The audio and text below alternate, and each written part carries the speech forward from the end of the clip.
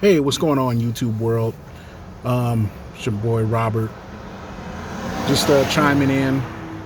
I know it's been a while since I put up a video, but just wanted to let you all know how I'm doing on my journey of forgiveness. Yeah, I have a new walk with Christ, and I don't know if I touched on that on the last video, but let me tell y'all something about Jesus and how he can renew your mind, just completely transform you from the inside out. I was struggling a lot with forgiveness.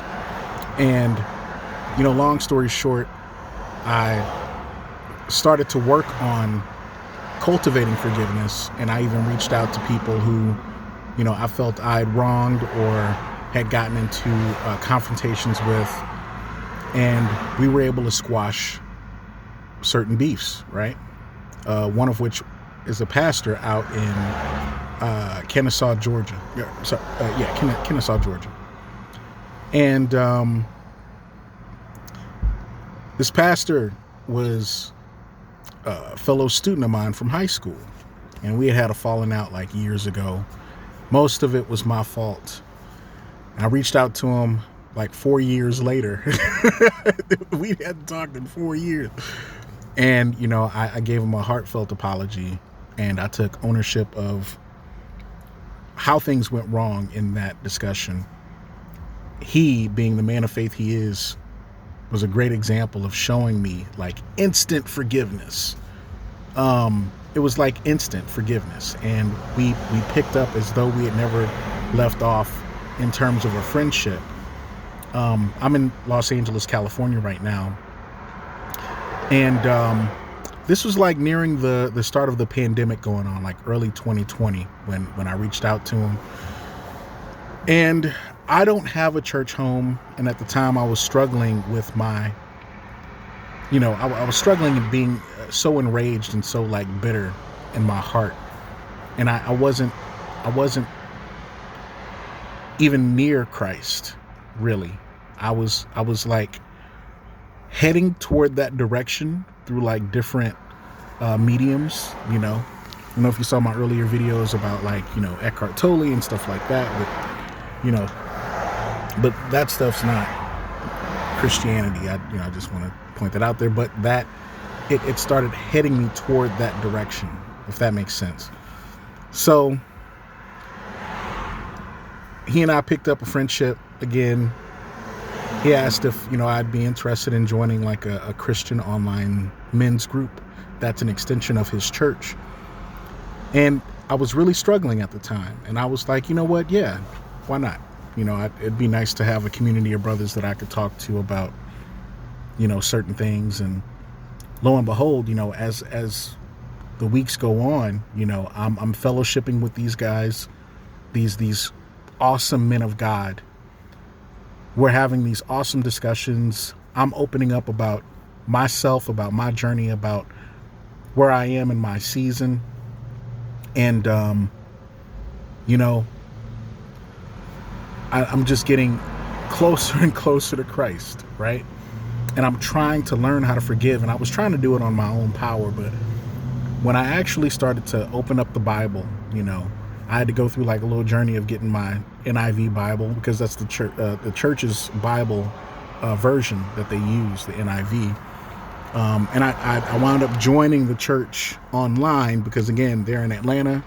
I'm in Los Angeles. And, I started basically going to like their online services weekly, tithing and everything.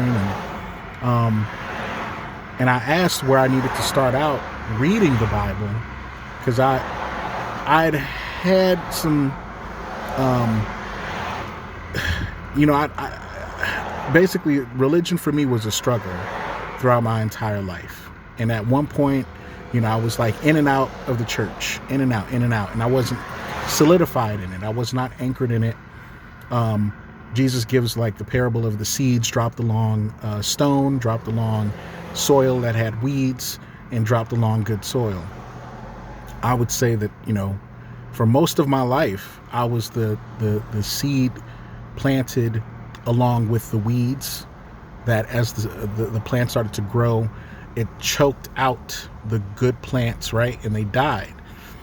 And that was basically an interpretation of people who hear the word and they claim Christianity, but then the allure of the world is so strong it pulls them away. So, I started basically getting pulled away by the things of my flesh, right? My sin signature, I believe everybody has a sin signature, is, sexual immorality. That's my sin signature. And that played out in like a number of ways. Long story short, I was able to read the word, and in it, and I asked, where I should start. I started in John, which is what was recommended to me to start. Started in the book of John, read all the way through to Revelation, and then I restarted at the beginning of the Gospels, read up to John, and then I started back in the Old Testament, which is where I'm at now. I'm reading, and currently I just finished up Joshua. And so I'm moving on to, I think the next book is Judges. But long story short, I saw this parable that Jesus gave about the servant who owed a debt to a king. And the king was about to throw the servant in jail, but the servant groveled at the feet of the king and begged for forgiveness for his debts. And the king felt compassion and felt merciful and gave that servant forgiveness, right? Then that same servant had someone who owed him a debt, who owed him money. And that servant, instead of taking pity, instead of being merciful upon the person who owed him, was angry, and punitive towards that person and wanted to throw him in jail. And when the people witnessed this, they knew of that servant's debt to the king that was forgiven. So they reported the servant's actions to the king. And the king, hearing this, became angry. And, basically had the servant brought to him. And the king was like, since you can't forgive like I forgave you, I'm going to throw you in jail. And that was Jesus's way of teaching about why it's important for us to forgive one another. Because our Heavenly Father, aka the king in that parable, forgives us. Who are we then not to turn around and then withhold forgiveness to someone else who has trespassed against us? And we trespass against God every single day. We sin every single day, And so that's where I'm at in my journey. I pray that this helps someone. God bless, and take care.